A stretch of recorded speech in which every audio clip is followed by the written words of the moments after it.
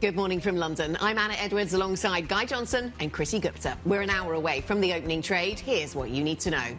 UK inflation figures crossing the terminal. We'll discuss what it means for the Bank of England. This ahead of the new Labour government's first King's Speech, where it lays out its policy agenda. ASML's second quarter bookings smash estimates as the AI boom drives demand for chip-making machines, but the Dutch firm cuts its sales guidance for the third quarter. Plus, the epic rotation. A US small-cap index soars 12% in just 5 sessions, leaving tech stocks in the dust as investors bet rate cuts are coming soon. In the meantime, a quick check on these markets. When you look at the futures action across Europe, you are seeing a little bit of red on the screen on the continent. Eurostoxx 50 futures down 0.2%. But green on the screen when you look at the FTSE 100. Outperformance right here in the UK. Eurodollar at 109.03. We should mention cable crossing 129 as well. We're going to get those numbers for you after the CPI report. 10-year yield 4.16, higher by about 1 basis point this morning. The countdown to the opening trade starts right now.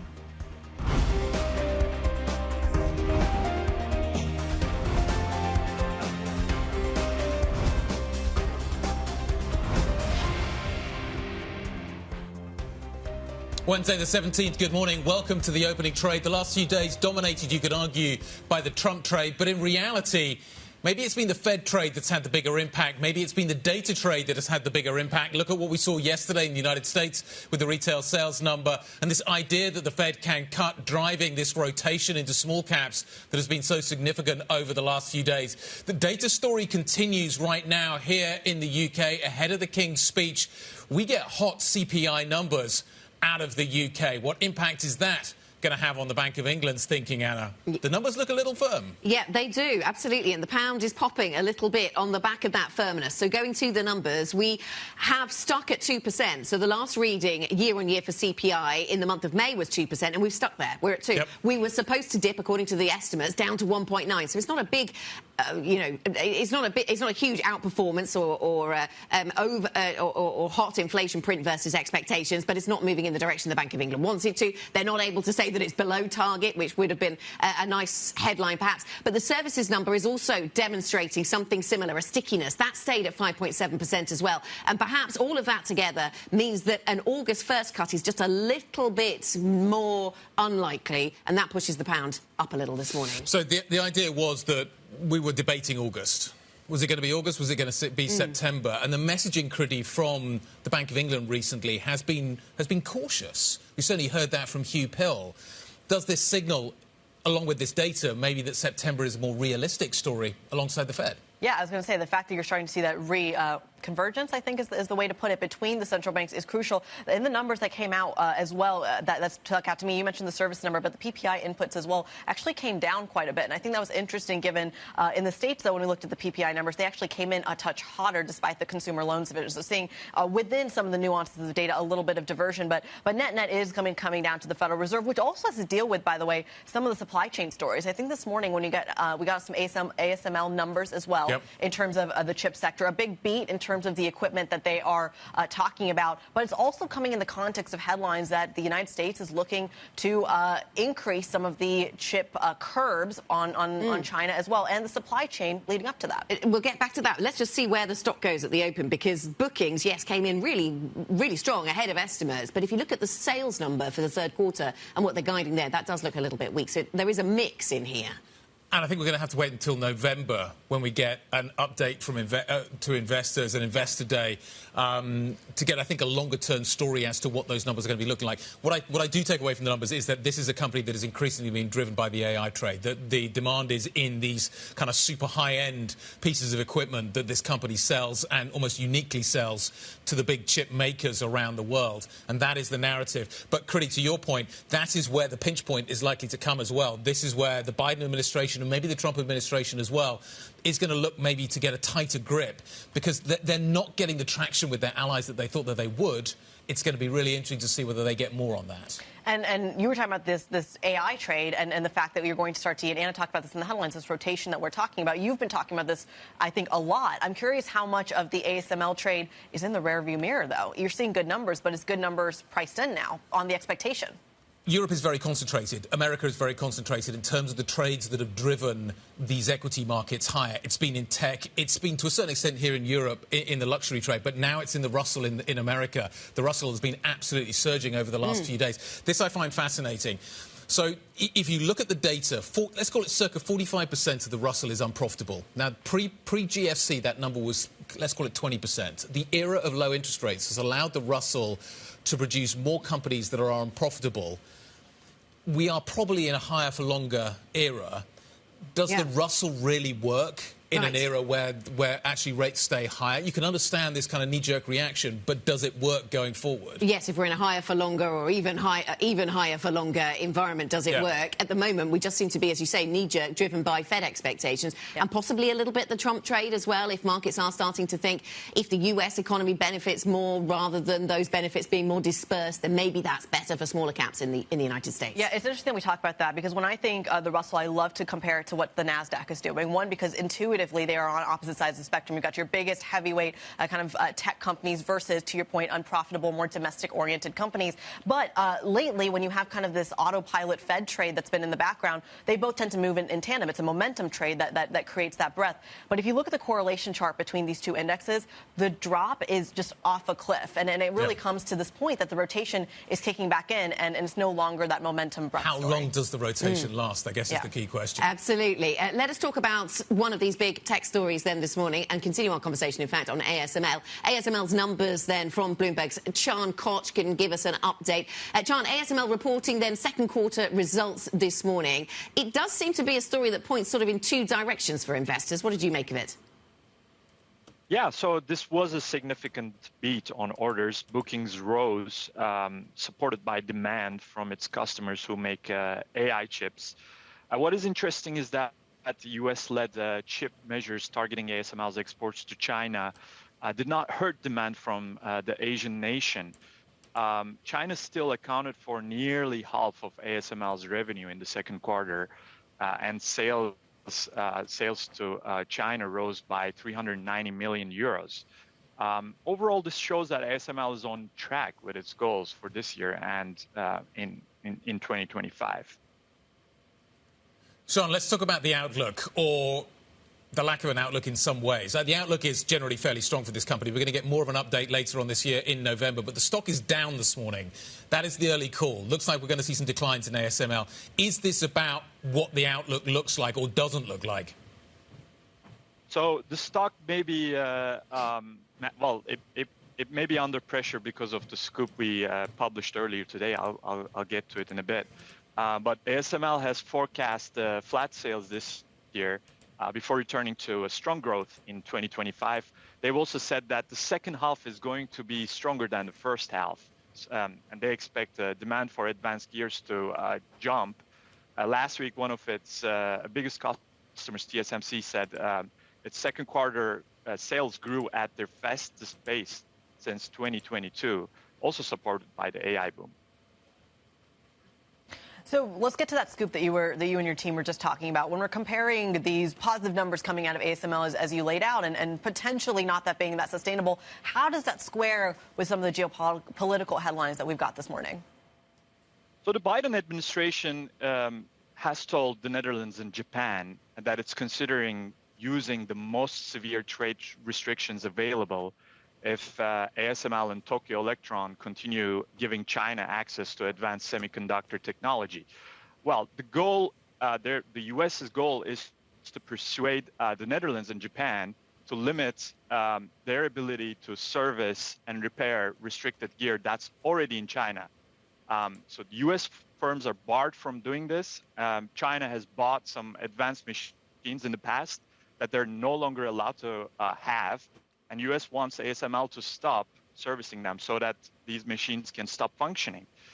People familiar with ASML's thinking have told us that this policy could spark a diplomatic crisis between The Hague and Washington. So the stock may rise on big beats on orders, but it may also be under pressure because of this scoop we have published earlier today. Yes, and I know that the TSMC share price was under pressure from that, and also some of the contents of our exclusive conversation with President Donald Trump, Business Week's conversation with former President Trump, I should say, and presidential likely candidate and Republican nominee. We'll get to that later. Thanks so much, Sean. Bloomberg's Sean Koch with the latest on ASML, a very multi-dimensional story right now. Let's tell you what is coming up on today's show. Shortly, we will be speaking to Becky Chin, multi-asset portfolio manager at Fidelity. Lots to discuss there about the outlook. Later this hour, we'll also be speaking to Jari Stehn, chief European economist at Goldman Sachs. We'll talk about that UK CPI print and whether the Bank of England in August is still in play for markets. We'll also get the views of Georges Debas, head of equity for Europe at BNP Paribas, and Janet Henry, HSBC's global chief economist, joins us with her global perspective, Critty. So it's all about the intertwining of the corporate story we were just talking about, along with some of the data and, of course, the geopolitics as well. There's a couple of data points to put on your agenda today. About 10 a.m. UK time, we get that Euro area CPI as well. What does the inflationary picture look like here in Europe? But then also, what does the fiscal policy look like? We're going to hear the King's speech at 11 a.m. UK time. We'll have coverage for you on that and a preview throughout the show as well. Plus, over in the States, we've got a 20-year auction, about $13 billion worth at about 6 p.m. UK time. Plus, then is the Fed Beige Book, along with several Fed speakers hitting the tape as well. Thomas Barkin, Christopher Waller speaking throughout the day. But I'm curious what they're actually going to say here that Jay Powell didn't at the Economic Club in D.C. It feels like sort of Powell has laid the agenda out pretty clearly. Yeah. The case for cutting seems to be getting stronger and easier to understand at the moment. But there are data points that maybe are going to confuse matters. But I'm still so confused about the. Sorry to jump in here. He keeps talking about these long and variable lags, and this is the argument that Jan Hatzius made over at Goldman over the weekend. It's what is the difference of 6 weeks? Whether it's September, whether it's July, whether it's December. Yeah. What kind of difference does that make? And Jan Hatzius is using that argument to say, so cut now, rather than wait. I suppose you could use it the other way around. But it's interesting that when Powell was speaking earlier this week, he was sort of saying to the markets, I'm saying these things, but don't take whatever I say, don't take any of them as guidance. You know, none of this is supposed to move the dial on when you think I'm going to cut interest rates, even though they got more comfort from the inflation print. I know you're meant to listen to Powell, but should you listen to Powell? I guess is the question that market should maybe be asking itself. He was always telling you not to. Well, he was telling you not to. But if you think about what happened last December, he completely wrong-footed the market. He told the market that we were going to be seeing that the case for rate cuts was growing and growing and growing, and then that turned out to be completely erroneous. And we took all of those rate cuts, those 7 rate cuts, off the table. Is there a danger that inflation reaccelerates here? Is there how big a risk does that pose to these markets at the moment, which are convinced now that we are seeing inflation coming lower and lower? But isn't that where the fiscal policy is so important? And it's the part that nobody, guest after guest on the show, has said, we don't know how to price in the Trump trade. We don't know what the economic agenda looks like. But then you take a look at the Business Week piece yesterday where we had that interview with President Trump, and it's really talking about things that he wants, things like tariffs, things like fiscal spend, potentially keeping Jay Powell on for longer. These are all, not the Jay Powell bit, but the other pieces are inflationary. And in 6 months' time, they could absolutely manifest. Is that something that should factor into the Fed's thinking? I would have thought so. Yes, I'm sure it does. Well, but how do you plan for that if you're a central bank? It's really tough. You're data dependent. I guess you've got to kind of play the ball in front of you and deal with what you're seeing.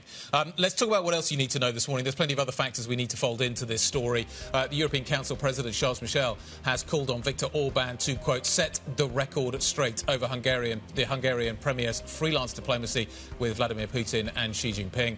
Michel says Orban has no mandate to use his country's 6-month rotating EU presidency to deviate from the jointly agreed foreign policy.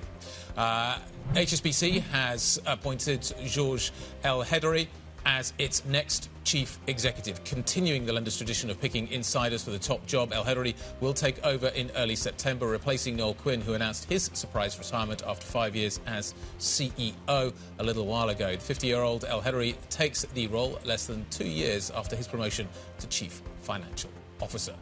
Adidas has raised its annual profit target for the second time in 3 months, this amid soaring demand for classic sneakers such as the Samba and the Gazelle. The company now expects full-year operating profit of around $1 billion euros. That's up from the previous forecast of 700 million euros. So that's one German company that is going to be delivering, I think, probably a more positive picture. It's going to be interesting to see. ASML story, I think, this morning could be a largely negative one. Adidas looks like it's going to pop once again. Absolutely. So we'll watch the Netherlands and we'll watch Germany. Yes, Samba, Gazelles, Special, Campus. I wrote them all down. Coming up on the programme, we'll return to geopolitics. I mentioned this when we were talking to Chan earlier on. Donald Trump speaks to Bloomberg Business Week about his plan for taxes, tariffs and the future of Fed Chair Jay Powell, as Chrissy has mentioned. All of those topics of conversation featuring in that conversation between Trump pre the assassination attempt, I should say. That conversation took place with Bloomberg Business Week. We'll bring you the highlights from that interview, though, later in the show. Plus, we'll discuss what to expect from today's King's speech, which is set to lay out the agenda for the UK's new Labour government. Up next, we'll take a closer look at the markets with Becky Chin, multi-asset portfolio manager at Fidelity. If you have questions, if you want to get in touch with the team that puts together the show, IB Plus, BBTV Go, that's the function to use this Wednesday morning. This is Bloomberg.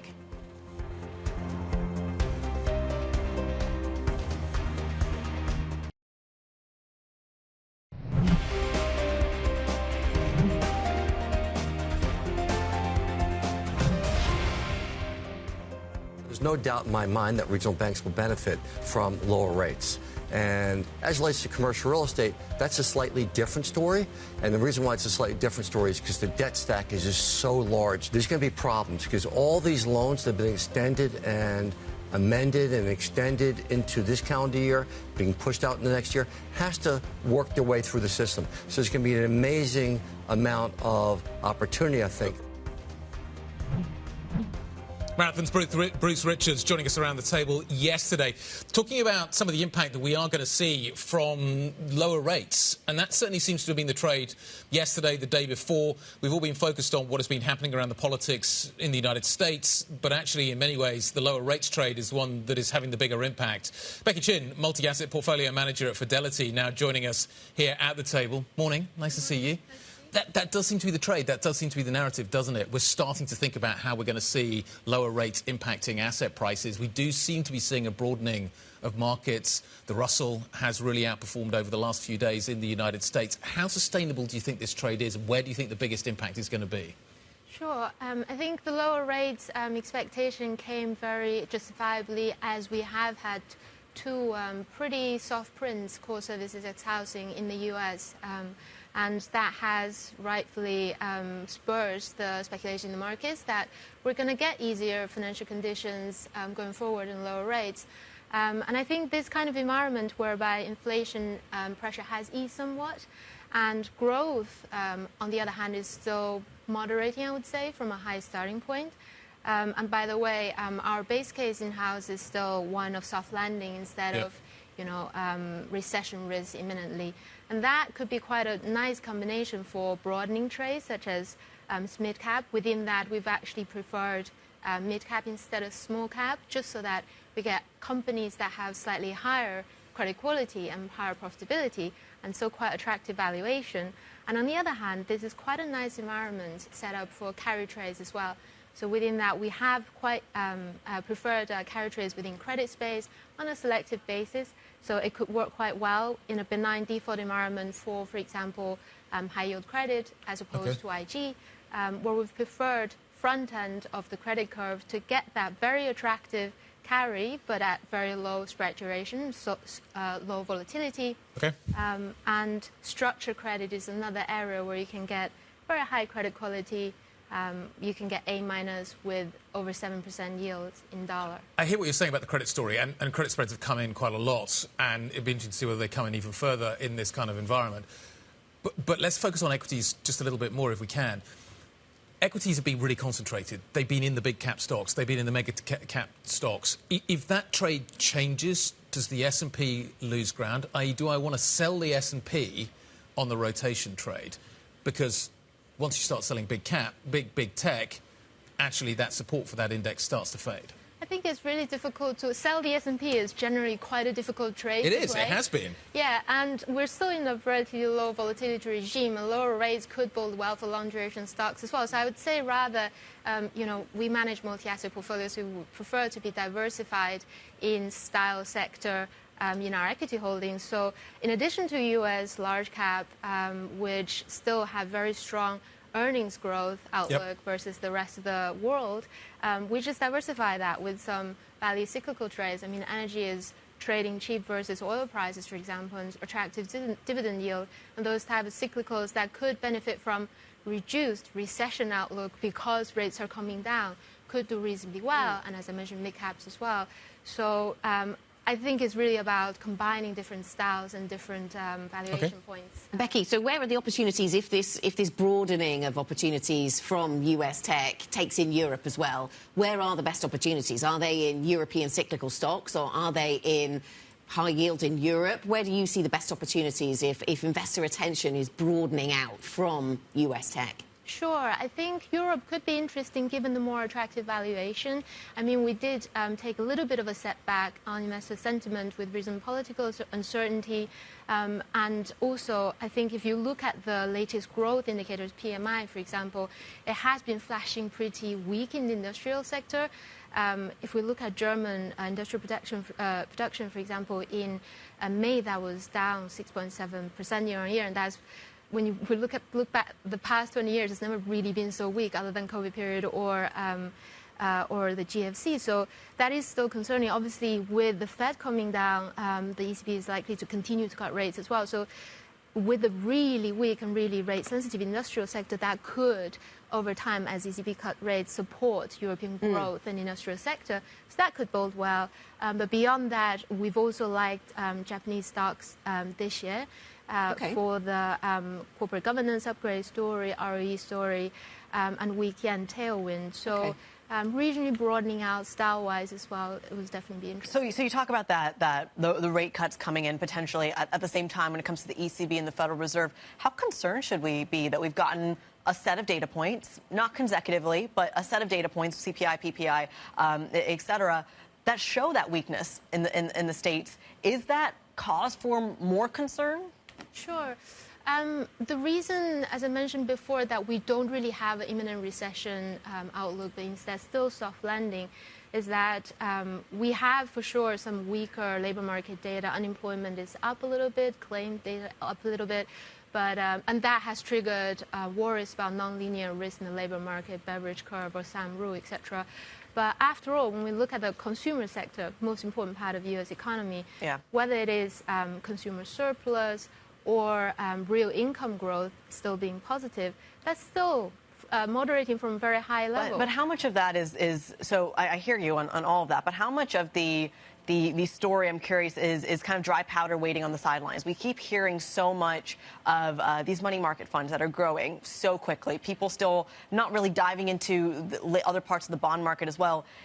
Very quickly, in the absence of that, do you see more cash being deployed to the equity market? Is there that catalyst that's coming down the pipeline? I think the driver from dry powder perspective is interesting to explore, but really at the end of the day, I think equity market tend to be driven by earnings outlook, which is linked to profit margin, which remains quite elevated. We had a little bit of a fall of profit margin from high levels in 23, but we stabilized and started to increase at double-digit level. So absent of even more money chasing equity risk, for as long as the corporate sector remains healthy, I think it's quite difficult to say short risk, especially when you've got policy cycle supportive incrementally as well.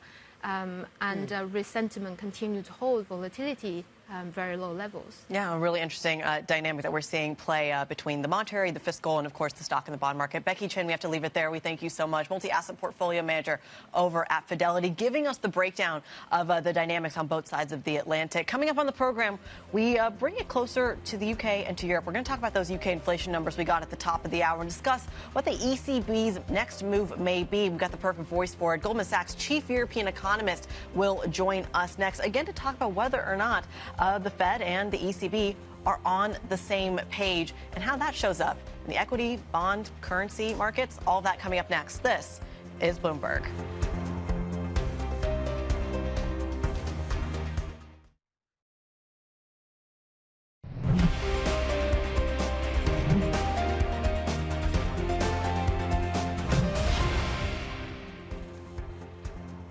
30 minutes until the start of the opening trade here in Europe. Here is what the markets look like right now. Quick check on the futures then for you. And things look fairly flat, fairly mixed, actually, for European futures. US futures look a little more negative. NASDAQ futures down 0.8%, in fact. E-minis down 0.5%. This comes on the back of some very strong performance, certainly for the Dow, and some strong performance for the S&P, much outperforming the NASDAQ. But the broader story is about rotation away from maybe some of those big tech names into small caps, for example. We talked quite a lot about that a moment ago. We'll see how that plays out for Europe then. Seems to be in some kind of holding pattern here this morning. Let's have a quick look at where we are on bond markets. We see the yields across Europe. A little bit of softness in some of the yields at the 10-year horizon is what I see on my world bond screen this morning.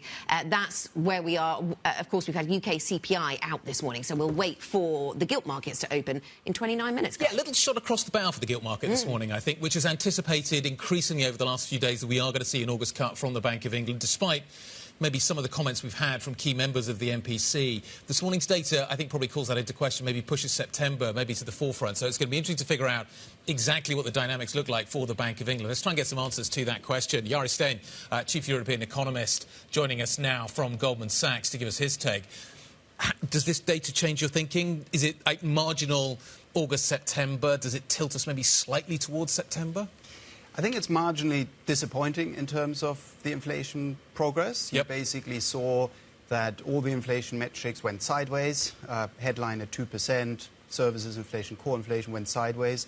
The measures didn't decline as was anticipated. And so I think it will reinforce some of the concerns around inflation persistence that the chief economist, for example, has been emphasizing. At the same time, when you step back, we have seen quite a bit of cumulative progress in terms of where inflation has come from. We are broadly moving in the right direction. Yep. And other people on the MPC have really emphasized that point. And for many people, it was already a very close call at the June meeting. Okay, talk me through the dynamics of how this is going to work, because you sat down and you were kind of running me through this, and it's really interesting. If we get an August cut, November could be on. But if you get a September cut, November becomes more tenuous. I think that's probably right. Yeah, I think if they go in August, and by the way, we have labour market data tomorrow that could tip the balance here. I think it's pretty close at the moment whether they go in August or not. So I think we want to see some progress tomorrow on wages. There could be some weakening in the labour market tomorrow that could still tip the balance. But I think you're right. If they go in August, I think November is the very natural next step. You have projections again. You can kind of go at a quarterly pace. You can cross-check. If you don't go in August, you go in September. You could go in November, but I think it's a little bit less obvious then, because it might seem a little rush to go back-to-back. And I think you do want to go back to the projection meetings, because it just gives you a press conference. It gives you a better framework to make decisions. How reactive does the BOE need to be relative to, say, what we're getting out of the Federal Reserve or the ECB? We're talking a lot about these long and variable lags. What does that time frame look like for the BOE? You would generally say the lag into growth is about a year, and the lag into inflation is a couple of years. Yeah. And, of course, what's different in the UK is that the inflation pressures are still higher, the spot pressures are still higher, yet you have to look forward, and I think there are good reasons that these pressures will ease, and will probably ease by quite a bit over the next 1 to 2 years. And that's really, I think, the tricky calculus for the MPC. You obviously don't want to cut too early given the spot pressures, but you also want to be mindful that you don't keep rates for too long given those lags. And when you look at their forecast, of course, inflation is already at or below 2% in a couple of years' time. Yeah. So I think that calculus is easier for both the Fed and the ECB because the spot pressures are lower. And, particularly in the US, in the very recent data, we've made progress. So I think the September cuts by both the Fed and the ECB, I think, are easier decisions than the Bank of England's first move will be. How much of those potential monetary policy decisions are taking into account fiscal changes on both sides of the Atlantic, whether it's France, the UK, or the United States? They do, but they tend to only take into account legislated fiscal changes. They don't really act on an anticipation of what might happen on the fiscal front. Yeah. And so, most of what has shifted recently has really been the expectation. If you look at France, probably slower consolidation. You look at the UK, there's probably some chance of a bit more spending under the Labour government. If you look to the US, there's obviously quite a lot of uncertainty around fiscal. But I think for now, central banks are really focused on what is inflation doing, what's the labour market doing, where's inflation headed.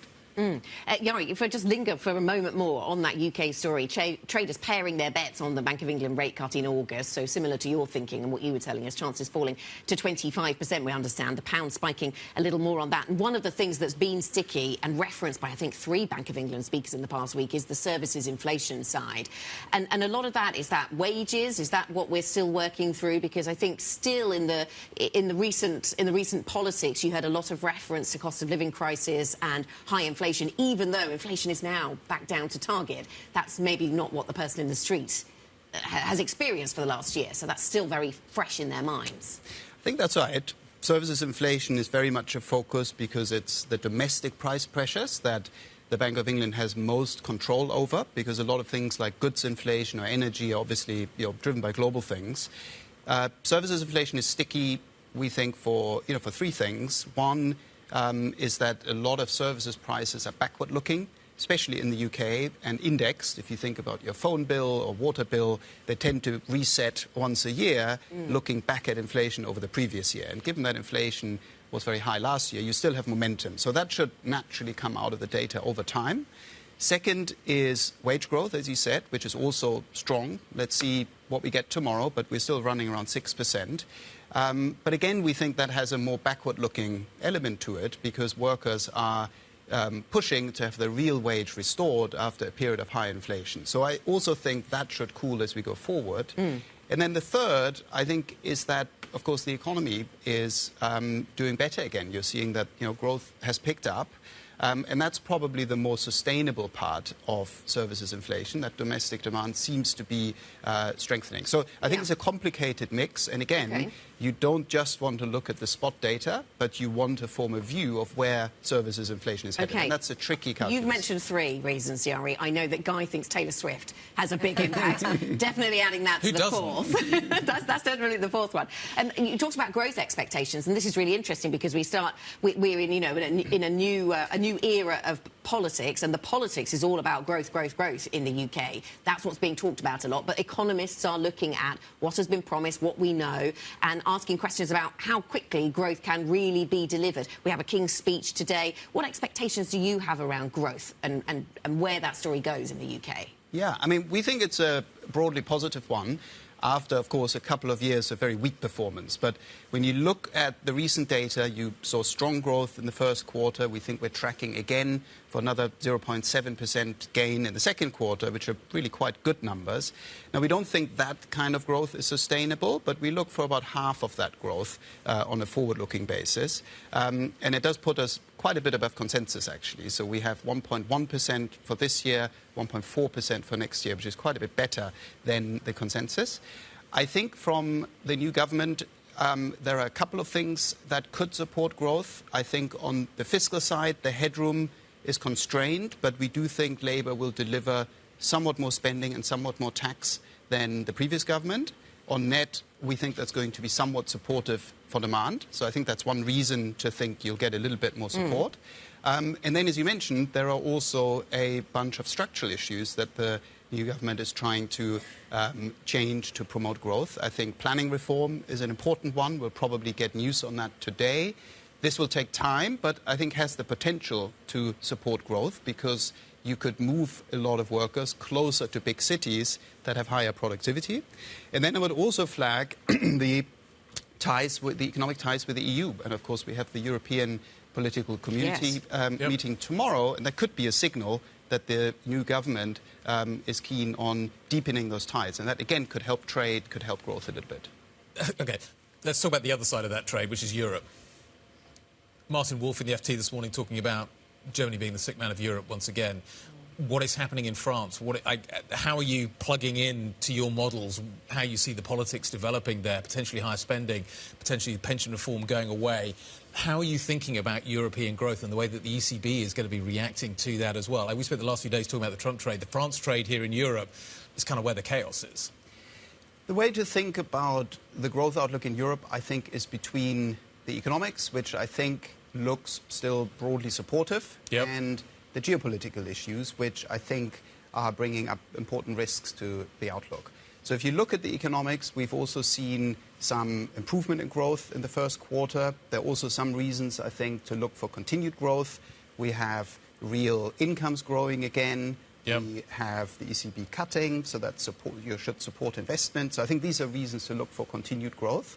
At the same time, you mentioned some of the headwinds. In France, we have more political uncertainty. We need to see what that will do to growth, but we've slightly downgraded our French growth outlook. We have in Germany important issues around the manufacturing sector, around the linkages into China. Yep. And then, of course, we also have a lot of uncertainty around the trade outlook for next year, given the potential for... How much visibility do you have on European growth right now? Has it been diminished? We think it's running at around 1% at the moment, which is not amazing, but it's better than the stagnation that we saw last year. And we have a little bit of a pickup in growth into the second half. It's really driven by inflation having come down, real wages growing, and the ECB cutting rates, which we think should support more growth. But it's a more risky environment when you kind of look at some of these geopolitical headwinds. All right, Jari Stehn, we'll leave it there. Chief European economist over at Goldman Sachs, joining us this morning to talk about, the marriage between monetary and fiscal. We thank you so much. Coming up on the program, the turnaround at Adidas looks to be taking effect as the company raises its guidance.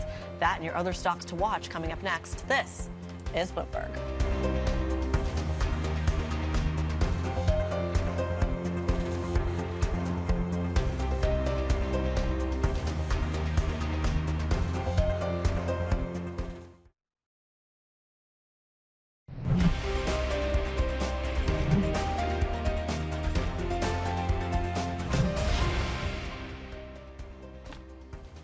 Welcome back. At 7:44 in London, 8:44 if you're in Paris or Berlin. Welcome to the programme. This is the picture across European equity market futures. A little bit of downdraft expected. US futures actually do look pretty negative, down 0.5% on E-minis this hour, 0.7% weaker on Nasdaq futures. Let's talk about the markets in 3 minutes. Markets Live executive editor for Bloomberg, Mark Cudmore, joins us this morning with thoughts on the markets. And let's talk about the rotation that we have seen away from tech into, well, small caps seems to be the talking point of the week then, Mark.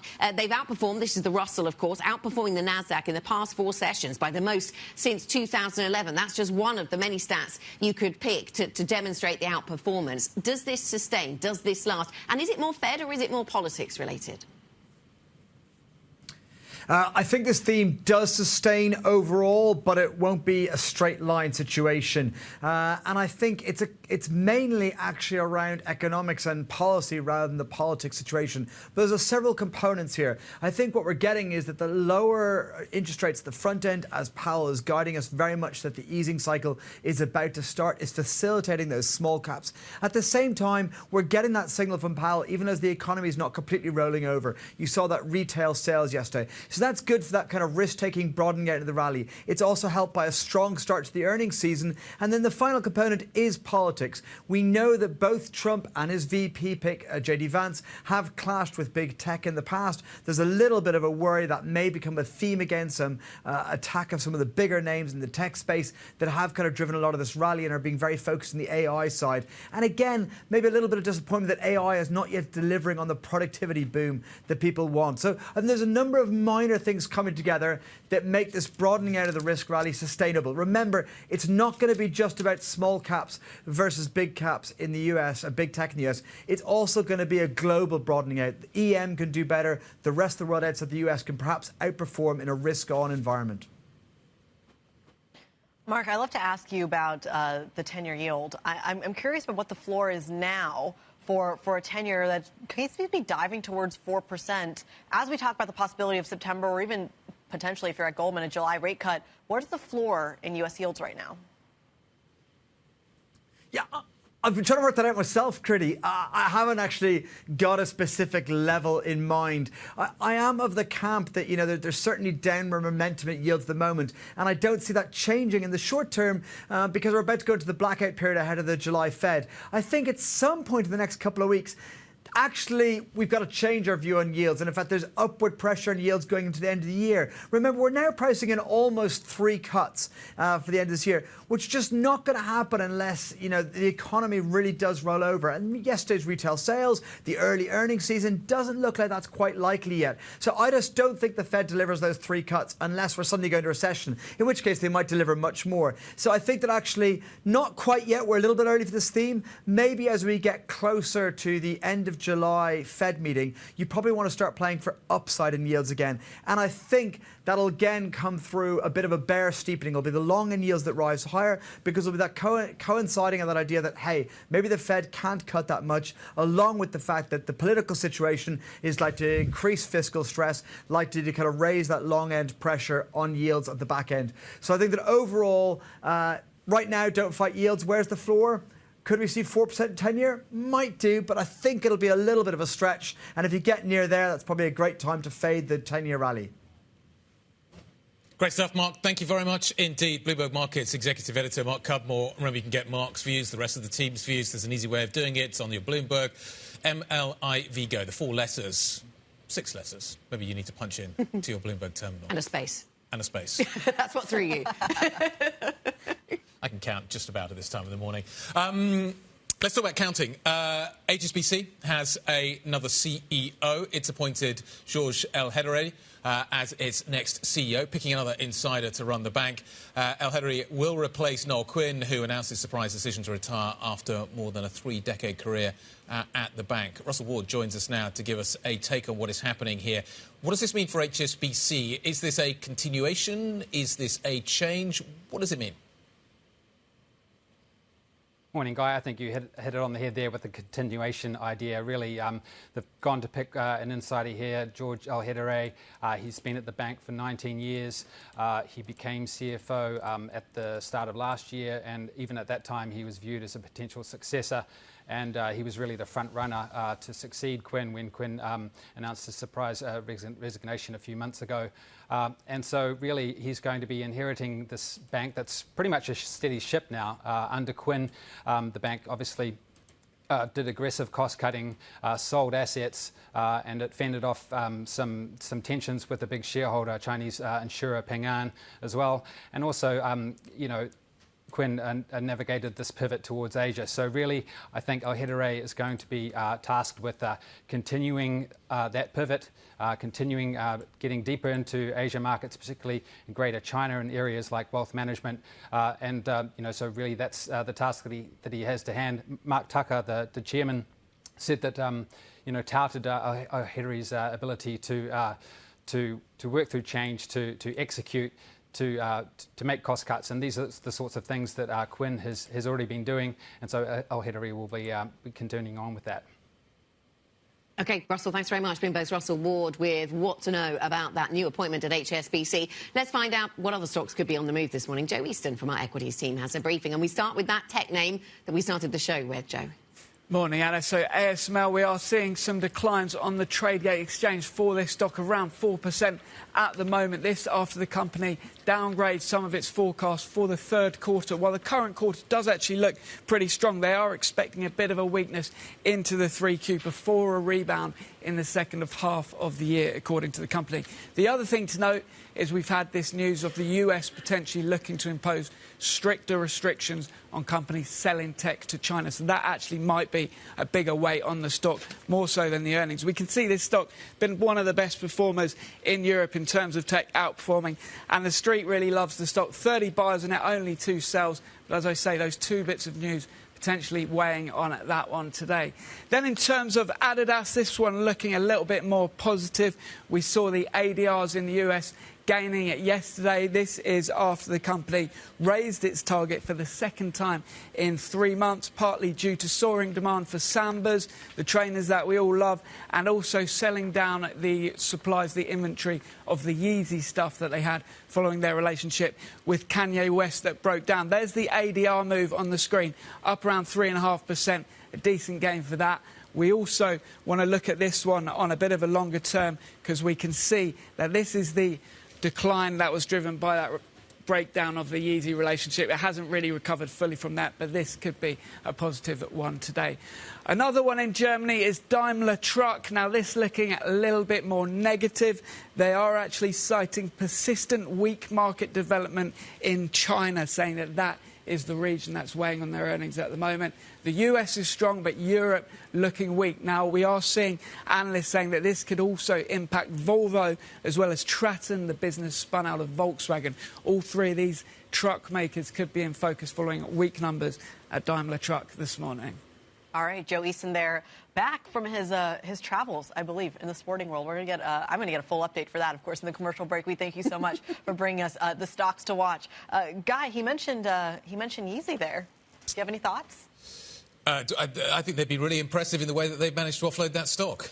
It was a massive weight on the company, and now it's managed to maybe to sell more of those. Was Tricky trying to trap you into some kind of fashion statement there? I felt like the problem is though that there's obviously a darker side to that story, which you don't necessarily want to delve into. But it was half of profit. To your point, it was half of profit not long ago, and now they've managed to pivot away from that. It also gets in the way of any kind of read across into Nike. We've seen Nike read into Adidas on other occasions, and we got a weak guidance from Nike not that long ago, which did weigh on Adidas, but Adidas is its own story in the sense of having that inventory. Well, it just shows you've got to get the product right. If you get the product right, you get the timing right. They've delayed bringing new lines in because of the way that the Sambas are selling so well. Why would they try and sort of cannibalise that performance with bringing new lines in? The Daimler Truck story is actually the story I think that really stands out this morning. It's another German company, another European company that is citing China as the source of the weakness at the moment. We've had it from the luxury companies over the last few days.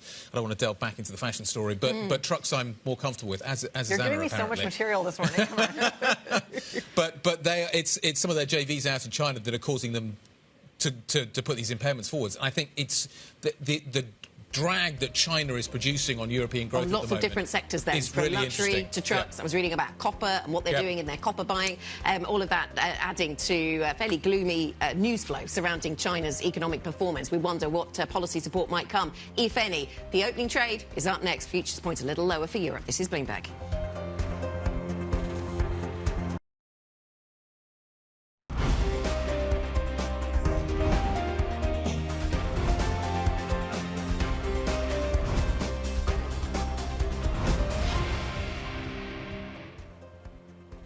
Wednesday morning, good morning. Couple of minutes to go until the start of equity trading here in Europe, cash equity trading. The legacy from the United States actually isn't that significant. We basically kind of closed out here in Europe at the same levels that we saw over in the United States. A little bit of a rally as we came through in the back half of the session yesterday in the States. But nevertheless, I think futures fairly flat at the moment. I think there's some really interesting key stocks that we're going to be watching out for this morning. And obviously, we're going to see whether or not we see a continuation of this rotation that we've seen in the United States into small mid-caps. That certainly has been a feature of the last few sessions. But, Critty, not much of a read across from the States. Not much read across in the States for the FTSE, at least, and they are flat when you look at the futures trade here. And I think that's important because just as an hour ago when we did the futures check, the FTSE 100 was actually outperforming the Euro Stoxx 50 net. You are seeing risk sentiment turn. I wonder how much of that is related to the UK CPI story, Anna. But right now you are seeing Euro Stoxx 50 futures really take the beating here, down about 0.4%. And usually we attributed that, at least in recent weeks, to the weakness over in France. And yet, relative outperformance in French futures as well. So that's your futures picture from kind of a 30,000-foot level. Right, yeah, there is sometimes that read across from the macro data via the pound into the FTSE. The pound moved on that data, but only by 0.1%. We'll see if that has any impact. As you rightly point out then, Critty, at the open. Quick check on some of the stocks in focus this morning, as Joe's been telling us. ASML bookings better than estimates. Q3 guidance, though, soft. And you add that to some negative geopolitics, whether that's the prospect of another Trump administration or the current Biden administration. Lots of negative headlines to latch onto there. Focusing on Adidas and the performance there, the second time they've increased guidance in just 3 months. A positive story. Less positive at Daimler Trucks. Guy, as you were saying, taking a chunk out of their guidance as a result of China. Yeah, it's going to be fascinating to see what impact that has. So some single stock stories maybe in focus at the opening trade this morning. There it is. We are trading here in Europe. The cash trade is upon us. Generally a fairly negative picture anticipated this morning. That ASML weight that we're expecting on the downside could have a significant impact. Maybe that's why we're going to see the Stoxx 50, the Euro Stoxx, the Stoxx 600, maybe under a little bit more pressure. Remember, Europe has been really concentrated over the last few months in terms of where the performance has come from. ASML has been at the centre of that story. So we're going to get weakness from that stock. We're likely to see weakness at an index level. So the Stoxx 600 down by 0.4%. So it does look as if we are seeing that weight. Because remember, what you haven't got on this board here is the AEX, the Amsterdam market. So I'm fascinated to see how it is trading this morning with that potential downside coming through from the ASML story. FTSE's flat, CAC's fairly flat, DAX is only down by 0.4%. There's a few negatives, I think, probably with the China read-across story there as well. Italy's down, the IBEX is down as well. Let's find out exactly what's happening with the AEX. Kruti, dive deeper into these markets for me. Tell me what's happening. What's happening with tech this morning? Well, you're spot on. When you look at ASML, it is down almost 4% this morning when you see that reaction from, it feels like the geopolitics more so than those sales numbers as well. But when you look at the broader index over in the Netherlands, Anna, you are seeing underperformance there. It's actually your worst performer this morning across the entire continent, down about almost 1%, we'll call it, even though you are seeing it drag down both the FTSE and the Euro Stoxx 50 as well. But it's also along some of the other heavyweights. Well, SAP is coming down there, ASM as well, which is also moving lower. So this is a tech underperformance trade, whereas some of your outperformers in both the FTSE and the Stoxx 600 seem to be more cyclical, oil, banks, etc. Right, yeah, so technology by far and away the worst performing sector this morning, down by 1.8%. And to your point, it's taking down some of the other tech names as well. So it's not just ASML, but we have the likes of Infineon Technologies down by just shy of 1%. So broad weakness across the tech space. Fear around what this administration in the United States or what any incoming Trump administration, if that were to come to pass, what that would mean for relationships with China and therefore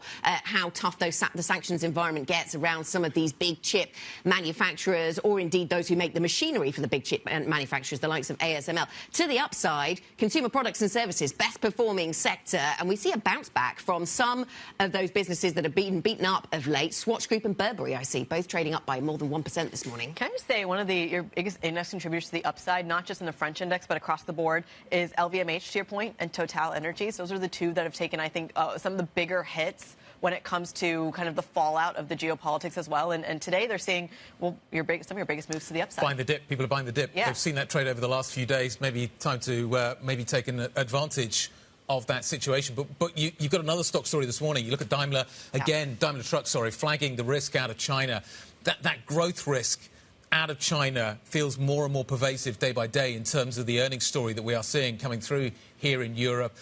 Let's get another take. George Abbas, head of equity and derivative strategy for Europe at BNP Paribas, joining us around the table. Morning. Good morning, sir. Nice to see you. I like the sir. We'll go with that. Let's talk. Europe has been really concentrated. The American market's been really concentrated. A bunch of single stocks, largely in the US, centred around technology, and to a certain extent over here, the same story as well. Is it now time? Are we going to see that trade broadening out? And what are the implications of that broadening out going to be? Yes, fair enough. If we take a step back and if we look back a month ago, that type of trade was starting to actually accelerate within Europe. The broadening from large cap within a cyclical recovery, where we expected an H2 recovery coming because looser monetary policy, rising wage incomes, better fundamentals, meant that you start having that move from large cap to small and mid cap, which was our call. Yep. Now, unfortunately, in the past month, that narrative, especially here in Europe, is being questioned. And the narrative around an H2 recovery and a pick it up in fundamentals is also being questioned. Why? And the main reason is because, on one element, the pushback from potentially Chinese demand and Chinese weakness is a bit weaker than expected. And it's not actually accelerating as what we would have thought. And the second point, and the more important part, is that the trough in activity and the great destocking that a lot of these companies have been mentioning has arrived. We're not expecting more weakness, but the V-shaped recovery and a pickup in activity is not really here. And that's a bit surprising, because if you look at our consumer, at this part of the Atlantic, we are cash rich, we have quite enough savings, and our corporates are also fundamentally a bit healthier than in the US. Yet our propensity to spend is not as interesting. Okay, so that sets up nicely where we go next on Europe. And you mentioned China weakness as being one of the areas. And obviously the European economy and some of these big companies we've been talking about this morning in Europe rely on China for some of their income. What's the next stage of the China story then? Because we've documented that weakness, the failure to recover post-COVID fully, and a lot of expectation then on the government or somebody to do something more, and nothing seems to stick. What are you watching for on China that makes a difference for Europe? Yes. So for us, we don't try to speculate on China per se. We try to look at how the fundamentals are really working. But what we can see is, as of now, at least from our Asian counterparts, which are a lot more focused on that area, is for the time being, it seems that China is focusing on productivity and local reforms and not really broaden up across the board and having the bazooka-like type of reforms that we in Europe or in the US are used to. So it's a bit of a question mark, and it's more of a wait and see. So nothing changes necessarily for the time on that being, front? It's a bit difficult. We have the China plenum this week, and we'll see what comes out of it. Again, no real big expectation in that respect. Okay. Oh, okay, my turn. I was ready to dive in further. I want to talk more about the rotation trade that Guy was talking about at the start of the segment. Yes. When we talk about this move into the Russell, traditionally when we see it, it feels like it's a momentum trade. It comes more in line with like the Nasdaq. But there's a chart, and I've been obsessing about this all morning, that shows the 40-day correlation on the bottom between the Nasdaq and the Russell, and it is just falling off of a cliff. Yes. How sustainable is that? It's a good question. It's a question we also get quite a lot. And the fair answer is we don't really know. However, if you look under the hood, what you can see is that even though the 40-day correlations come down, the Nasdaq is still up 3.5% on the month. The MAC 7 and the FANG are still up 7% or so on the month. Even though Russell has been at the forefront of the news flow, in a big scheme of things, if you look at it on a year or 2-year type of underperformance, one over the other is still relatively small. So on that simple factor, you still have more legs to go. But I would also say I think it has been more a technical and momentum squeeze, as you're mentioning, more than just a fundamental where you're going for the small and mid cap. If you look at another basket, which is also on Bloomberg, which is a BNP most shorted basket, and you see that it has squeezed as much, if not more, than Russell 2000. So it shows us it's not just about value, it's about where people have the laggards, which have underperformed quite massively. Can I ask you about the relationship between stocks and rate cut expectations right now? And because you set out nicely in your notes that equities do typically perform well if it kind of comes down to why they're cutting rates. Exactly. As to what that means for stocks. Exactly. So that's all we need to know, Georges. This is a very quick conversation. Very quickly. Interest rates are good for equities. If you cut them, valuation goes up because your discounted factor means that your NPV is higher. And secondly, it means that the cost of debt is lower, which actually helps boost the economy. However, if you look at 100 years of the rate cycle, what we end up noticing is two things. If you're cutting rate to go from a restrictive policy to normalization while the economy is still resilient, then the economy and the equity market will continue to perform well. However, it also means there's not a lot of cuts coming in. That's on the history book. However, if you're cutting in order to stimulate the economy because the fundamentals are slowing down, deteriorating, then it tends to be a bit too late and the equity market tends to underperform quite a lot. So it is very much why you're cutting that is as important than how much you're cutting. How do you think investors are positioned right now? Well, in the US, I can tell you that people cannot afford not to be long the S&P or the Nasdaq. They've tried that over 22, 23, and it cost them quite a lot. You just underperform if you're not there. You just underperform. And it is the single most important question that any global asset manager has. How much should I allocate? Should I be underweight or overweight MAC 7? Simple as that. That's 80% of their performance. In Europe, we're very happy that things were going extremely well. We had this rotation into small to mid cap. We had a lot of interest coming in. But I think the French politics and the weakness in China has put back a bit more loss in momentum in our area. But we need fundamentals. Do you think people are hiding out in big... And that's the question. Do you hide out in big tech or do you like the big tech story for what it is? And then you overlay some politics and things get complicated, as we were hearing earlier. You know, there are tech strands to the political conversation taking place in the United States, but maybe we'll leave that for another day.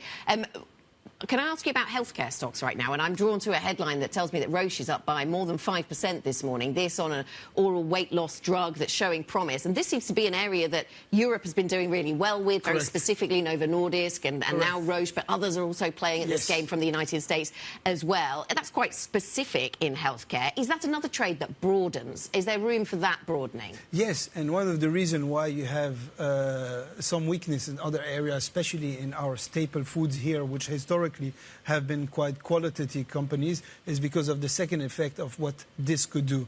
So we joke that the US have the AI, we have our GLP-1. This is a revolutionary drug that are going to change a lot the behavior of a lot of consumers, which means the propensity to drink more or to eat more is challenged, and that can create a bit of a headwind for companies that, structurally speaking, don't grow quite a lot, mainly the staples. I'm concerned that AI makes us lazier and sit still more, and then... Yes, we very well do. We already do that, to be honest with you. Yeah, we do too much of that. Yeah. So how do you hedge it then? On either side of the Atlantic, if you look at the downside projection, you look at even just how much options are costing, they're really, really cheap because nobody wants them. Correct. But for how long, and why are they so cheap? Because they're not realizing, and that's a very big subject, we can discuss about it. In order for volatility to react, you need two things. You need fundamental to really crack at a point in time where positioning is quite long, which is the case already in the US, but fundamental is not picking up. And secondly, you need technicals and flow. We have today systematic vol harvesting strategies that have worked so well over the past 2 years, which is putting a lot of technical pressure on this volatility. But exactly as you say, because it's quite low, what we're trying to say to investors and to others, if you want to be long the S&P, the Nasdaq, the Russell, or some of these liquid stocks, instead of just buying the stock, why don't you buy an option in order to take advantage of this low volatility and protecting you from the downside? So it might not realize on a pure vol trade, but on a direction play, it's actually a safer bet than just buying the underlying. So there's a bull case in the market right now. There's so much dry powder sitting in the bond market and private capital and other alternatives, et cetera. Is that where the next leg of the S&P 500 and arguably Europe comes from, the next leg of equities to the upside? Well, I wouldn't be able to comment on the US. I think there's, again, technical factors around how the market is actually reacting between the economy. But for us in Europe, fundamentally speaking, we've been range bounding for the past 2 to 3 months. In order for us to go a leg up, we need crystal clarity from this earnings season from corporate that indeed the H2 recovery or the recovery is coming and fundamentals and earnings momentum will pick up. I think once you have that, flow will come with it relatively easier. George, great to see you. Thanks for stopping by to see us. Thank you. Come back and see us anytime. It's our new desk. We like it. Okay, don't break it. So excited to be here. George Abbas, Head of Equity and Derivative Strategy for Europe and BNP Paribas. At BNP Paribas, thank you very much indeed. Yeah, we like our new desk. It's kind of... Not too shabby. No, I don't know how fragile it is. I haven't tested it fully yet. The big takeaway from that conversation for me is everybody is still in the mindset of big tech. That's where I want to be. If I'm not in big tech, I am going to underperform. And how hard is that going to be to shift, even with this kind of growing diversification trade into the Russell? We've seen this diversification exactly into the Russell, but the lesson you learned from the beginning, for the first half of this year, was if you were anywhere other than big tech, you were at risk of underperforming. And so, yes, you wonder how quickly that mentality comes back. Because it's not at the core still a fundamental trade anymore, is it? There's a giant FOMO, TINA, pick your acronym, that's playing in here, and I think that's so interesting because is that only applicable because the economy is doing well, because there's resiliency on both sides of the Atlantic? And I'm curious, once we see a couple more weak data points, does everyone panic, and is that the dislocation in the market that we're waiting for? But do you hide in big tech? In the meantime, why are you buying big tech, I think, is the question. Isn't it just a liquidity story, though? It's a whole bunch of things, I think. It's maybe you believe in the AI trade, maybe you don't believe in everything else and you want somewhere to hide, maybe it's liquidity trade and there's too much money and it needs to slosh into those kind of areas. My favorite fun fact, and I haven't looked at the numbers if this is true yet, but during COVID, big tech was able to borrow cash at near borrowing rates similar to treasuries. Sure, and I'm curious if that's still the case, but to me that's a fun fact. A fun fact. It's a definite fun so fact. So fun. Let's see what the big stocks here in Europe are doing. Let's take a look at the Core 6. ASML is the standout story that we're watching, of course, this morning. And as you can see, it is under significant pressure. That is a heavyweight stock that is down by 6%. The index impact of that is really quite significant. What I think is interesting is not much translation into Schneider. We're going to talk about Schneider in a few minutes' time. But as you can see, even Nova is soft this morning. Look at that. That's the Roche story that you were talking about, Anna. That's the impact coming through. Because we got some bad news from Roche on their oral medication in the same family. Exactly. GLP-1s, I'm not sure the Roche story is a GLP-1, but basically in the weight loss area. And we're suddenly losing some weight in Novo Nordisk this morning in quite a significant fashion. Bit of a bounce back in LVMH, not that big, though. What else do we need to watch? Joe's here with all the details that we need to be following. You can see lots of red on the screen. In terms of the chip stocks today, ASML declining around 6%. It is the second big drop for this stock in around 3 months. There was a drop in April following a pretty similar warning, actually, on some Chinese numbers. But that is hitting the stock today in terms of the downgrade guidance. Also seeing BE Semi coming lower as well. The actual chip makers holding up pretty steady. It's the chip machinery firms that are getting hit hard this morning. Then in terms of those obesity drug makers, really interesting one you were discussing.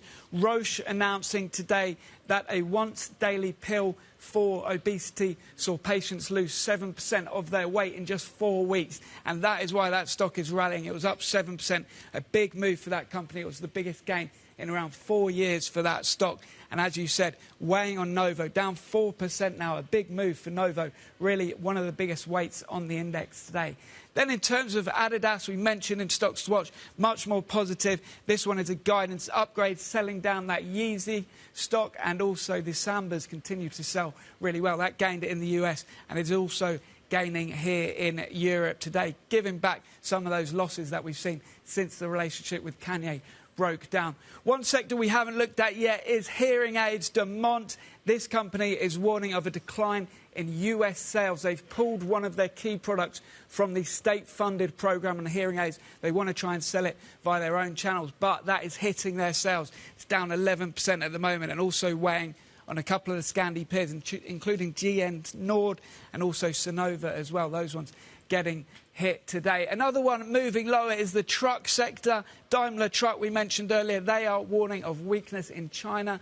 That's weighing on that sector today, seeing a bit of a read across in Volvo. Also Traton, the company spun out Volkswagen, so that another sector. Finally, one morning call to bring you. Legal & General gets a downgrade. This stock has fallen around 50% over the past year.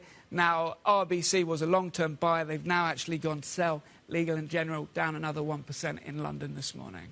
All right, Joe Eason from our equities team, we thank you so much for walking us through some of those early market moves. Coming up on the program, with second quarter earnings season on the horizon, we're going to dive into the top 10 European companies to watch. I bet there's some overlap with what Joe was just talking about.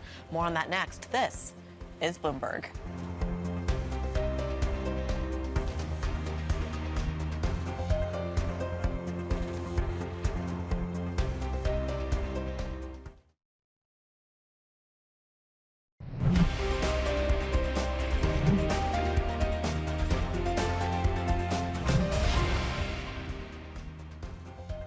Welcome back to the opening trade. We're about 20 minutes into the European Open.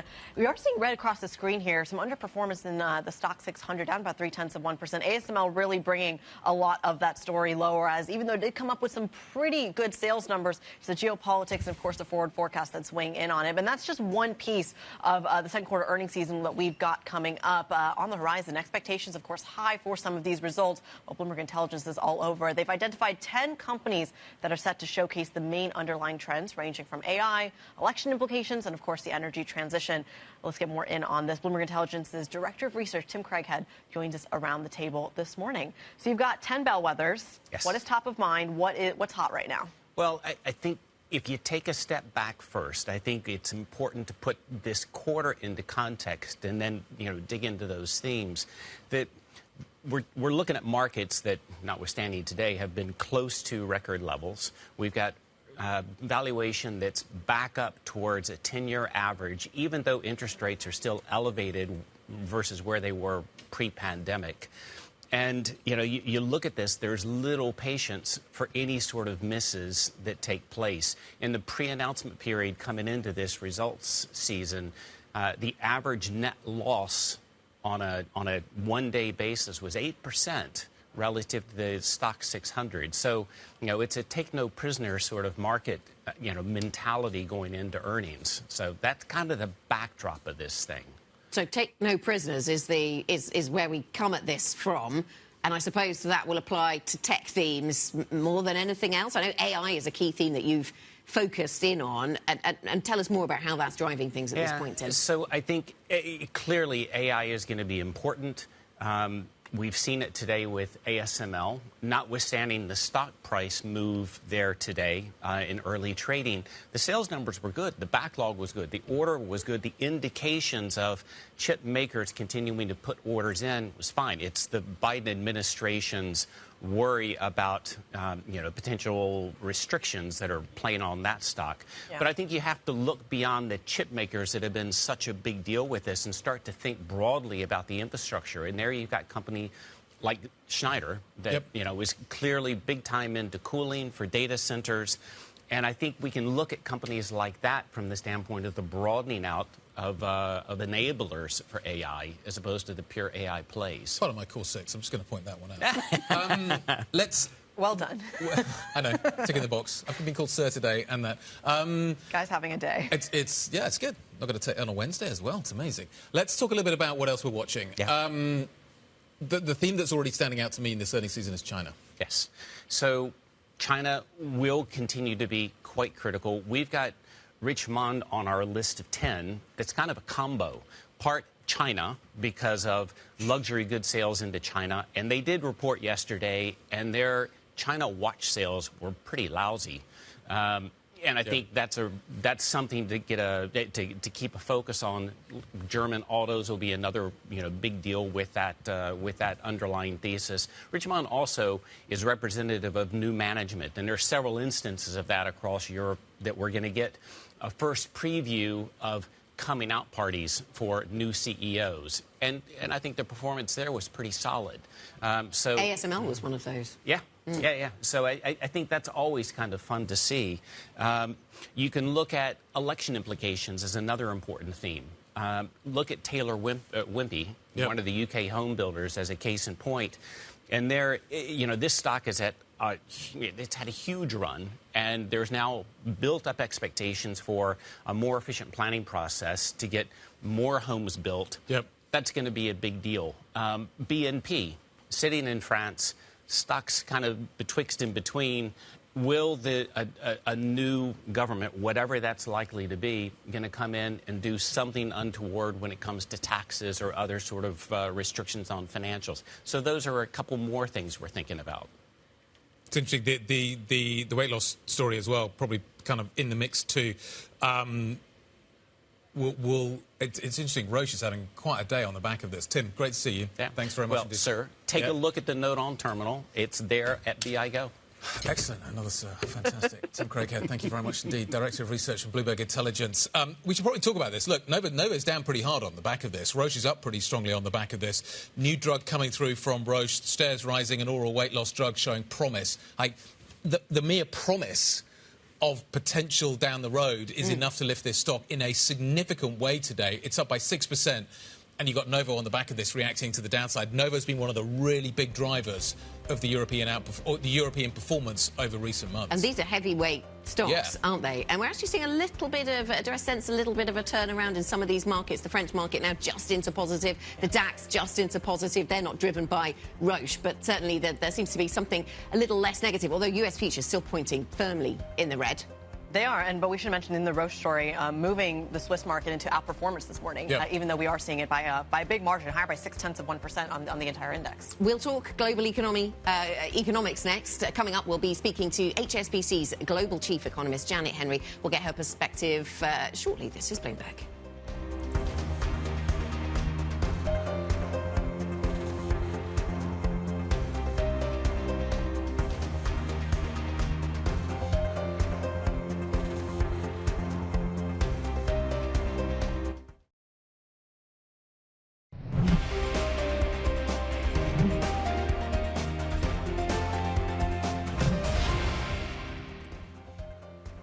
This is the opening trade. We're about 30 minutes into today's session. We are seeing red across the screen, but it looks like we are seeing a little bit of those losses getting paired. Some of that having to do with some of the heavyweights as well. But as an overhang over all of the market reaction is, of course, the geopolitics, and specifically bets around what a second Trump presidency might actually look like. Well, Bloomberg Business Week spoke with the former president at Mar-a-Lago, focusing on the business and the economy, what a Trump 2.0 might actually look like when it comes to taxes, tariffs, and, of course, the future of Fed Chair Jay Powell. Let's bring in our very own Stephanie Baker to walk us through what we learned. Stephanie, for me, I thought the highlight of this was, what does Trumponomics actually mean? What did we learn? Well, lower taxes, less regulation, drill, baby, drill, which is what, the main takeaway. I think the scoop of this interview by my colleagues Josh Green and Nancy Cook is the Jerome Powell comment. He had said earlier in the year that he wouldn't renew Powell's term. He's now saying that he will allow him to serve out his term and he's not going to replace him. Let's see if he sticks to that, because he does seem to be flipping. On corporate taxes, he wants to take the corporate tax rate in the U.S. down to 15%. He wants to renew the Trump tax cuts at $4.6 trillion.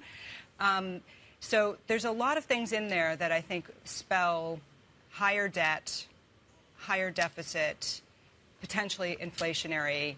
His big theme is to increase tariffs on not only China, but Europe as well. I remember the first term vividly. You had to listen to every word because you never knew what he was going to say. Does the second term feel like the first term? Everyone's saying that his campaign, at least, is being run more professionally. Does that mean a Trump second presidency will be run more professionally? It remains to be seen. I saw and I heard Brad Stehn, editor of Bloomberg Business Week, saying this time that Trump says in the conversation that he wants to surround. He's learned a lot about who he surrounds himself with, and he wants to surround himself with people who agree with him, basically. So we know that then about his second term. Exactly. There'll be more people, and we've seen that in the VP pick, perhaps. Absolutely. And yeah, J.D. Vance has talked and doubled down on his MAGA agenda. I think that pick was about reinforcing Trump's chances of winning in the Rust Belt because of, Vance's statements on the economy and the working class. And just the remarkable thing of having the Teamsters union head addressing the Republican convention. That shows that Trump's Republican Party is very much a different animal from the Reagan Republican Party. I mean, you can't imagine a Reagan Republican Party listening to the Teamsters union.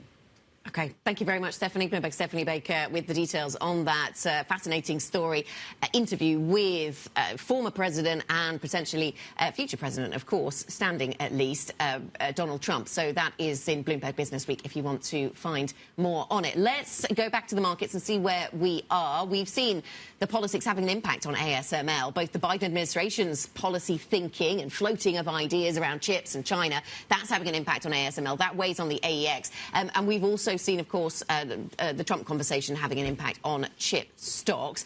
Today's market, then, looks like this. A little bit of green on the cat carry on, but little else. So ASML and Novo are both down pretty hard for the reasons we've already talked about. Roche is up, Adidas is up, LVMH is up. The luxury sector's come back quite strongly. So they're both kind of offsetting each other this morning in terms of the balance and the points that we're seeing on the Stock 600. Yeah, it's interesting that Adidas is going higher and some of those China sell-off stocks from earlier in the week are also recovering a bit of their poise. Let's go to our next conversation. Janet Henry joins us, Global Chief Economist at HSBC. Janet, good morning to you. Nice to speak to you. There's a lot we don't know about where the US goes in next year, for example. What are your base case assumptions, if we start with the US economy?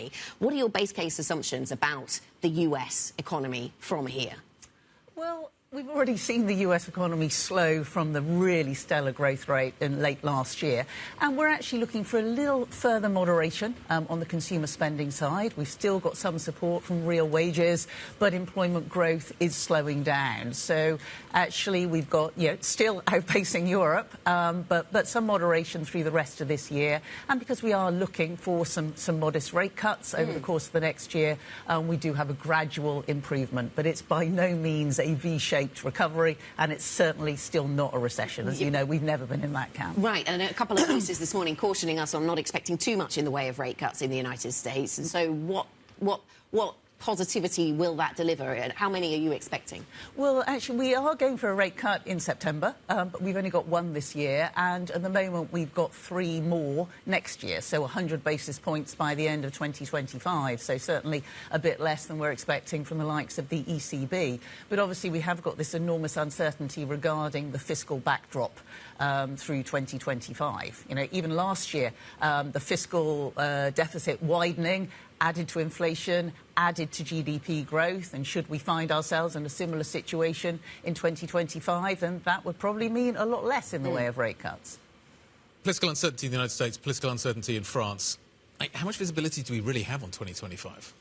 Well, we don't have a lot of visibility on 2025. And, of course, it's not just the domestic politics and the domestic fiscal. There is this geopolitical overlay. In fact, you know, one of the remarkable things you might say through the first half of 2024 is that despite all of this uncertainty in terms of conflict underway in the world, tariffs that are still coming through, not just from the US, but some from Europe and even parts of Latin America, despite all of this uncertainty, the global economy generally has muddled through. It's just that it's still really the US and, for an emerging market perspective, India that have been the stellar performers. But you're right, 2025 is the key area of uncertainty, and central banks, you know, the age of medium-term forward guidance is way behind us now. It's back to the data. We are very much data dependent, as Pal keeps pointing out to us, and Christine Lagarde as well. Can we have rate cuts and still be higher for longer? Yes, I believe we can, actually. I think that, you know, we've had a lot of discussion over the course of the last few years, and indeed even before that, about where the long-term equilibrium rate is. And certainly the point that I've been making over the course of the last couple of years is that we are now potentially in an age of a change in the growth-inflation trade-off. Inflation a little bit higher, growth a little bit weaker, and the interest rate required to keep it there is going to be certainly higher than it was over the course of the last decade, which was a very different age in terms of globalization. But also, remember, coming out of the global financial crisis, it was all about fiscal consolidation. So a lot of different factors means that, yes, I think we are going to be higher than we were for a lot of the last decade. Even if we don't stay at these levels, we have still got some monetary easing. So as we talk about that potential monetary easing, and as you were speaking there, I just mentioned we got some currency moves as well. Some weakness in the dollar, which is resulting in strength in the yen. 157.05 we're there. We're also seeing cable cross 130 for the first time in a year. Euro dollar at 109. I just want to kind of give a lay of the land of how the currency picture is shaping out, because so much of this reminds me of what we've seen in the last couple of years in the opposite direction, especially when it comes to not just talking about monetary policy, but the fiscal deficit as well. And that's where I want to go next, in terms of if we are expecting some sort of bond market freak out to influence policymaking over at the Federal Reserve. Immediately what comes to mind is what we saw in the third quarter of 2023 when fiscal deficit concerns shook up the bond market and then was immediately in the rhetoric of Jay Powell, Governor Ueda, Andrew Bailey, Christine Lagarde. Are we due for something like that in the next 6 months? Well, we've heard a lot, obviously, from politicians and from policymakers, monetary policymakers, that fiscal paths are on an unsustainable trajectory, and that's certainly something we heard from Chair Powell in recent months. But actually, you mentioned cable, you mentioned sterling, and this has been interesting recently because, you know, the UK, you might say, had its moment already, which was a reminder that governments do need to be responsible with their long-term fiscal trajectory, because actually the UK, the surprise has been the resilience of growth, not just in the first quarter, but it looks set to deliver a similar kind of growth rate in the second quarter. And actually a lot of that recent move on the UK has been the change in rate expectations. We recently postponed the timing of our Bank of England rate view. It wasn't this morning in response to the CPI, but certainly it was in the last few days. It looks like they're going to have to wait a bit longer. But the US, despite that unsustainable trajectory, the fact is it's still the world's reserve currency, and it's still the most liquid, low-risk asset. So it may not see the same kind of moment anytime soon as certainly we saw in the UK. In the Liz Truss moment, of course, that you're referring to. But then we saw it more recently in France as well. And I'm curious what that bar is then to get more worried about the fiscal deficit. Not that I'm rooting for it, but I am curious how that even gets priced in outside of the steepener trades. And I know you're an economist, so but at what point does the Fed have to then respond to that? Can they even, or are they kind of handcuffed? Well, the Fed, we need to get back to, what their mandate is. And obviously the Fed has a dual mandate regarding inflation and labour markets and, how they balance the two. For a long time, inflation was way too high and unemployment was low. So it's how they see the fiscal impact on that growth-inflation trade-off and their ability to manage inflation expectations. If something happens on the fiscal that makes them less confident that they're going to keep inflation expectations anchored, then they will have to respond to that. And that means higher rates. And a lot of countries around the world trying to generate growth. Certainly here in the UK, Janet, that seems to be the mantra. Are we putting too much hope, if that's the right word, in AI and technologies? I know there was an opinion piece on the Bloomberg terminal this morning by a colleague in the States talking about how a lot of people are talking about AI and its potential to deliver productivity. What's an economist's view on AI's ability to deliver productivity? Because that's what that seems to be the secret that a lot of these politicians are pushing for.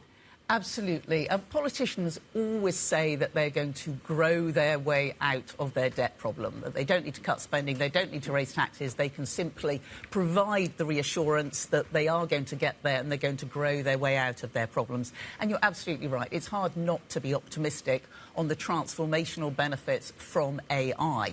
But as we know from previous transformational shifts, whether it was the railways, whether it was the internet, the exact time frame over which it impacts on the economy is very hard to predict. You've seen the studies. Most academic studies suggest it could add anything between 0.1 and 2 percentage points to annual productivity growth, to annual GDP growth. So pick your number, pick your time period. It will also require commitments from governments and a demonstration of it that, meanwhile, they are going to be responsible with their spending and their taxation decisions to ensure that they're setting the right path, because that will also support business confidence and business investment and encourage them to invest in AI.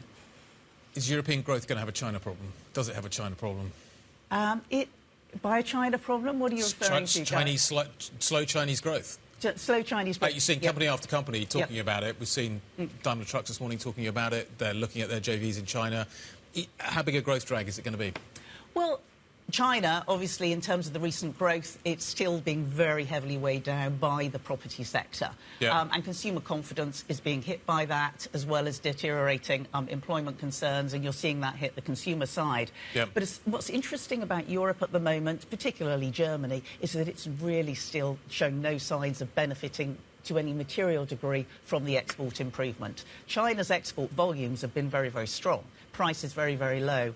Germany's exports, well, there's been glimmers of hope. It's still been a real drag, and consumption's actually been falling, even though other parts of Europe have seen an improvement in consumer spending because real wages have been improving, and they've been benefiting from tourism. So Europe is a low growth, low trend growth, low population growth, poor demographics, weak investment spending, and very weak productivity.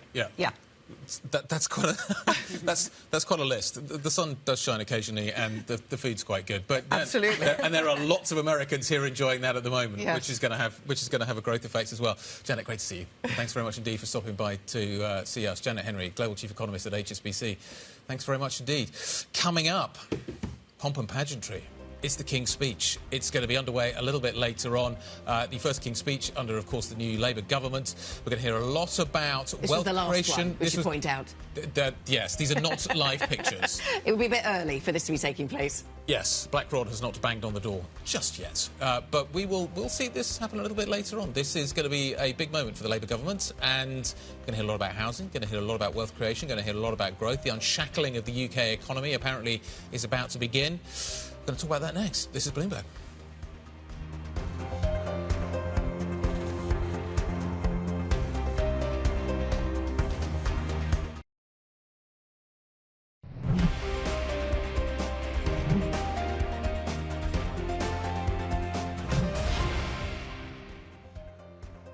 Tucked between highways and railways, the Porte de la Chapelle neighborhood north of Paris has long been plagued by drugs and deprivation.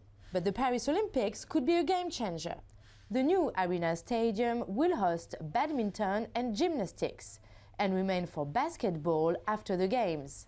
We have decided to create both this arena and a new university campus where in 2025 we will have 8,000 students expected. It helps us to win 10 to 20 years to accelerate the transformation of the city. A few steps away, the underprivileged suburb of Saint-Denis, already home to the Stade de France, has been chosen to build the aquatic center and the Olympic Village.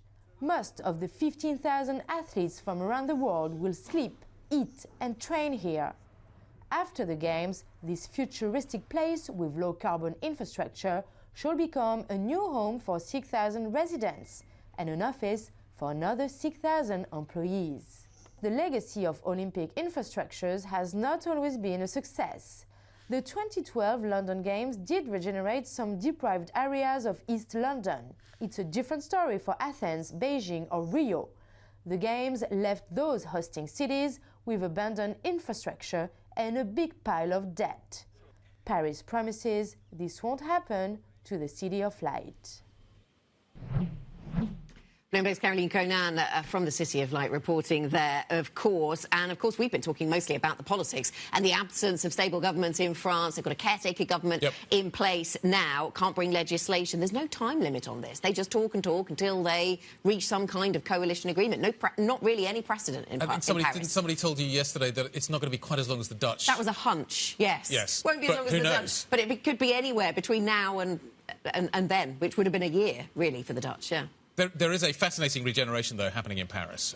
Inside the Peripherique has always been beautiful and pretty and touristy, and outside the Peripherique hasn't. And it kind of started with Sarkozy. We're now getting this kind of process that is underway of maybe connecting the dots of Paris. And it's going to be really interesting to see, given the chaos, even with the chaos, kind of how big an effect that could have. Clean enough to make you want to jump in the River Seine, though, Chrissy? I don't know. Regeneration enough for that? No, but I will look and admire from a distance, a safe Apparently the French mayor is going in this morning. This morning? That's what she said, Anne Hidalgo, yes, that she's going to plunge into the River Seine. But I also read in the same story that Jacques Chirac promised this, the late Jacques Chirac promised this in 1988, and he didn't actually do it. I think I'd be more convinced by the actual chemistry than mayors jumping in the water as to whether it was safe or not. Yeah, you do probably want to see the science. Yeah, we have some experience of this in London as well. Yes, precisely, the lab results. Well, let's take a trip along the River Thames and turn our attention to what is going to be happening down in Westminster a little bit later on. And what is going on with the data as well. Traders increasingly convinced the Bank of England will hold interest rates steady next month. This after the latest UK inflation data, which is a little hotter than anticipated. It also comes on the same day as we see the pomp and pageantry down in Westminster and policy announcements coming thick and fast in the first King's speech under the UK's new Labour government. What are we going to learn? Let's find out. Lizzie Burden's here with all the details. Growth seems to be the story. Growth, very much the priority of this new Labour government, because the last government was all about bringing down inflation. You can see in the data this morning that we're at 2%. Yep. Now Labour wants to focus on a decade of national renewal. So that'll be the framing of these 35 bills announced by King Charles in Parliament, in the House of Lords in this speech. The three main measures that I would highlight relevant to our audience will be, first of all, a strengthening of the Office for Budget Responsibility, which is, of course, a reaction to the Liz Truss moment where she sidelined the fiscal watchdog. This makes sure that just cannot happen again legally. Then they're going to have the National Wealth Fund to drive inbound investment, something we've heard a lot about from the Chancellor, Rachel Reeves. And then Great British Energy, this publicly owned clean power company, also to be enshrined in law. They'll also have a bit of copy-paste jobs from the Sunak government, some of the hangover legislation. Cigarettes, the progressive smoking ban, the renters reform bill. And you might get a bit of a rebellion around the sidelines because some of the Labour MPs would like the 2-cap limit on child benefit to be lifted, but it seems that the Chancellor is going to say there is not the fiscal room for that. And you mentioned the progress made on inflation today, back down to 2%, not as low as it was expected to come in this morning, but down to 2%. On that not as low as expected, does that mean we're less likely to get that rate cut in the month of August? In the eyes of the market, yes. So they're now pricing a 30% chance of an August cut compared to 40% before this data. We really are talking about wafer-thin margins here, but the reason that the confidence has been knocked, I think, is because of the services print also sticky, not dropping as economists had expected. However, our economists at Bloomberg Economics say that August is still very much in play because you could see a resurgence of inflation towards the end of the year. Yep. And so if the bank doesn't cut now, it could miss the window. Labour market data tomorrow as well. True. All right, Bloomberg's UK correspondent Lizzie Burden walking us through what to expect at the King's speech, which I believe is coming up at about 11 a.m. UK as well. Gonna watch? Am I going to watch? Of course, I'm glued. I'm glued. I think we're going to have coverage here. Bloomberg TV, of course. Excellent. And I never not watch Bloomberg TV when I'm... when you're awake. Unless I'm on the program and I'm producing it. Anyways, moving on. 10 a.m. UK time, before we get that King's speech, we get Euro area CPI as well. So we do have one eye on the inflationary picture. And then it's all about the states. At 6 p.m. UK time, we get that 20-year auction, about $13 billion worth. At 7 p.m. UK time, we get the beige book, plus plenty of Fed speak. Barker, Waller, still some comments coming out of the RNC. There's a lot going on. Trump's tomorrow, right? Trump is tomorrow. Yes, yeah, exactly. So we'll be working our way up towards that, and that European political community meeting as well tomorrow. Yep. But those things we look ahead to. There does seem to be some quite high expectation around the King's speech and what it can deliver on growth, at least from Goldman Sachs. And our guest, Jari, earlier this hour, talking about things that progress that can be made on planning, and yes, that will take a while, but there was an expectation that that could deliver something, and a little bit of movement he was predicting on the fiscal side, although that maybe not. I think the planning thing is really interesting. They are going to basically impose on local governments targets that they have to deliver upon, but I think it's going to be really difficult given the constraints of there are no builders, there are not enough sort of builders to build the houses that we're talking about, there aren't enough planning officers, so there's some real kind of structural issues that they need to figure out how they're going to solve, and do so quite quickly. And we had the Ricks on the day of the election, after the election, the Royal Institution, talking about the fact that they think that actually a lot of these housing targets will be met in the second term if Labour can win it. This is going to be a struggle in the first term to achieve some of these targets. Yes, yes, should this government be one that is planning for a decade of renewal? They only have 5 years at the moment, but, you know, we'll see where that goes. So that's one of the things we're looking ahead to, of course, around the King's speech. Chrissy, China stands out as a real theme from today, doesn't it? And that affects the ASML story. There's a China line there. You drew our attention to the truck sector, exactly, and China there. And we spoke to Georges from BNP, who was saying their team does not expect that to change, that weak China growth story. They don't see catalysts on the horizon that move the dial for China and therefore for European businesses linked to China. Yeah, I think it's interesting that we're still waiting for it to show up in the currency picture, right? Because even though we're seeing it in the equity picture, to your point about ASML, we saw it in Daimler, to your point, and we're seeing it in the luxury space. I think you mentioned as well, and I think Tim as well on Richemont talking about that weakness. I'm still waiting for it to show up in the currency picture yet. Even when we're seeing stability in the UK, for example, we're seeing cable at 130, even in the face of these lofty plans. Geopolitics are an overhang across all of it, and yes, it's not being factored in the way that it was, say, 4 years ago. The other story coming out today is the Novo versus Roche story. Yeah, Roche is up by now 5%, Novo's down by sort of 2.5%. It's really interesting to see how that story is going to develop. Novo's had such a big impact on these markets over the last few years. Like, in some ways, it's a zero-sum game, but the fact that you are seeing maybe that diversifying a little bit, even within the farmers, I think is interesting. Yeah, that big pharma trade-off, one to the other then in focus. Adidas also in focus, of course. We've talked about the strength that we've had there. Does that have read across into New York, or is this all the sort of post-Yeezy recovery at Adidas? And we've already heard from Nike, so maybe read across is limited. We'll see how Nike performs, Under Armour and the like when US markets open up. Still to come on Bloomberg TV, an exclusive interview with Francesca Carlesi, the UK CEO of the London-based fintech Revolut. We'll keep our focus on tech then. That's at 9:40 a.m. UK time. That's it for the opening trade. The Pulse is up next.